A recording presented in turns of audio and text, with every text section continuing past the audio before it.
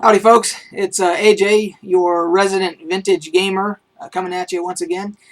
And today I thought we'd talk about a couple different topics. To start off with, for those of you that play Team Fortress 2 on Steam, you may or may not have heard at this point that they're going to be retiring 9 of the vanity items, of the hats specifically, that are in the game after a certain date, and I don't know what the date is. I want to say it's the 18th of January or something like that, pretty close to there.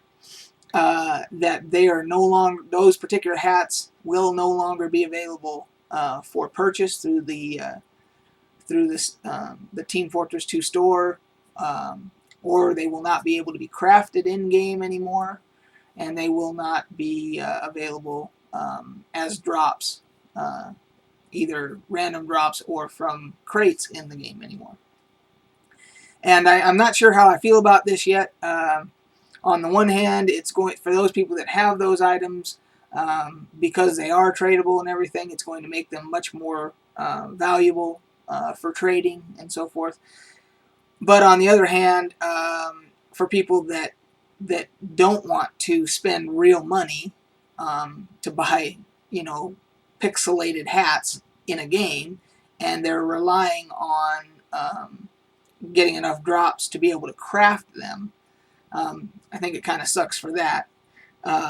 Maybe a better way of doing it. Obviously, Steam is doing it as a revenue generator. They're trying to anticipate that a bunch of people are who for some reason feel compelled to have all the hats or whatever, are going to run out and run to the Team Fortress store, and they're going to buy up all these hats for whatever it is that they cost. And but I think it's a little bit sad, because I think that a better way to do it would have been, okay, say after a certain date you're not going to be able to purchase them anymore, but you'll still be able to craft them, and maybe they could even do it where they could make the schematics to be able to craft those, make those schematics as rare drops or something like that, so that you would still have a goal that you could work towards, without having to fork over real cash.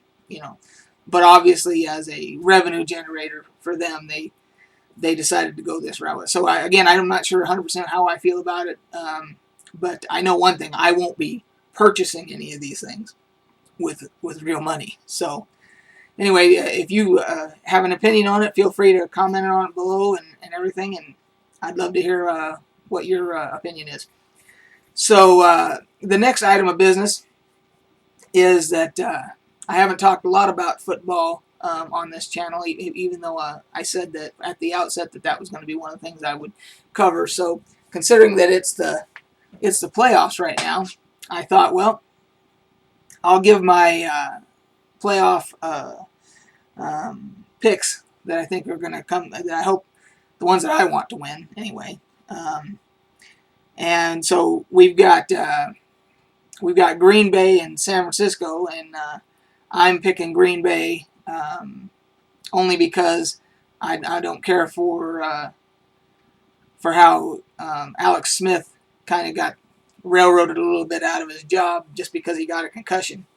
That's just my opinion. So for that reason, I'm picking Green Bay.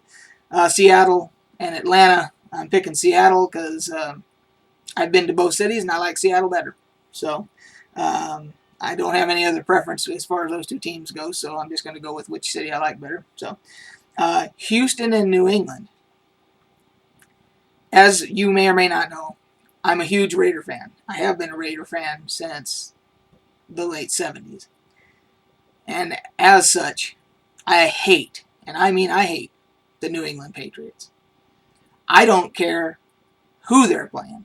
I don't care if the New England Patriots were playing a high school team. I don't care. It doesn't matter.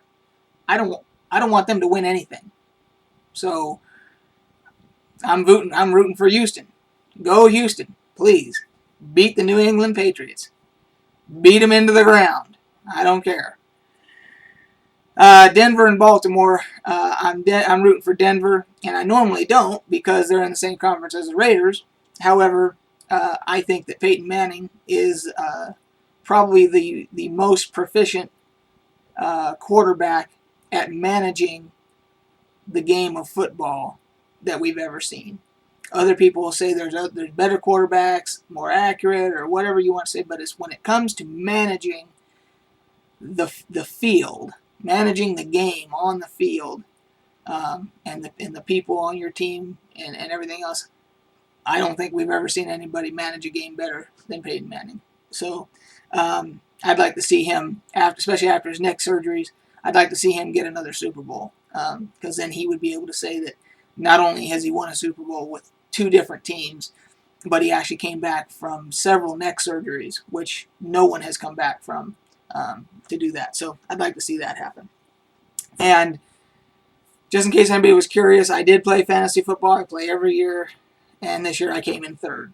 I would have probably, I know I would have at least finished first or second if I would have played Peyton Manning on a day when instead I played Matt Ryan, and that bit me in the ass. So I should have went with my gut, and I should have played Peyton Manning. Anyway, so that's it on the football front. If you want to put your picks down below, feel free to go right ahead. And if you want to tell me I'm a dickhead because I hate the Patriots, go right ahead. I can take it. Because personally, Bill Belichick and Tom Brady, I think they're both dickheads. So there you go. And then on the vintage gaming topic, today I've got something that a lot of you have probably never seen. This is an old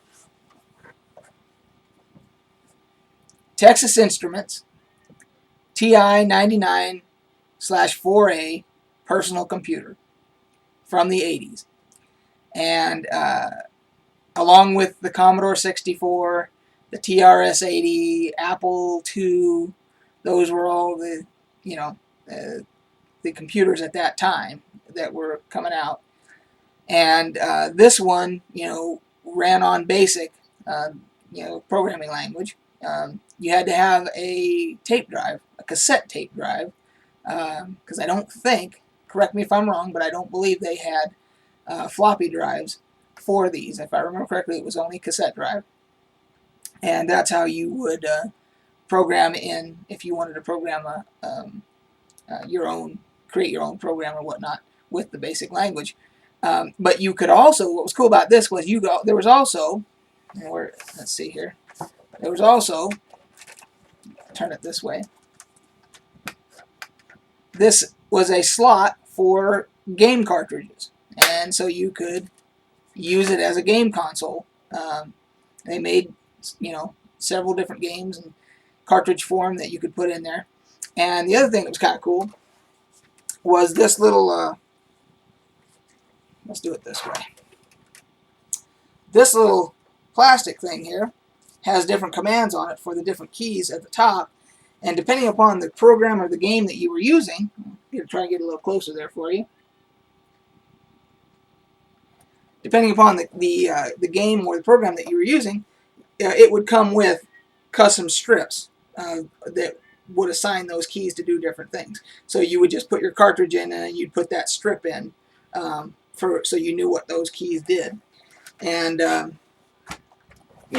for the time it was a fun little thing to play around with. Unfortunately, I don't have the cables. I don't know what happened to the cables to it. So I've never been able to hook it up for several years since I dug it out of my storage. But they seem like they're simple enough to where I could probably just get the parts and make the cables. So I may do that at some point and get some, make some cables for it and actually try and get it hooked up to a TV and see if it still works. So that's the vintage item I wanted to show you guys today. If any of you are old enough to have tooled around with this thing, or maybe you want to tell your story about Commodore 64, Apple II, Apple IIe, TRS-80, whatever, feel free to do so. And I will catch you guys on the flip side. Till the next video.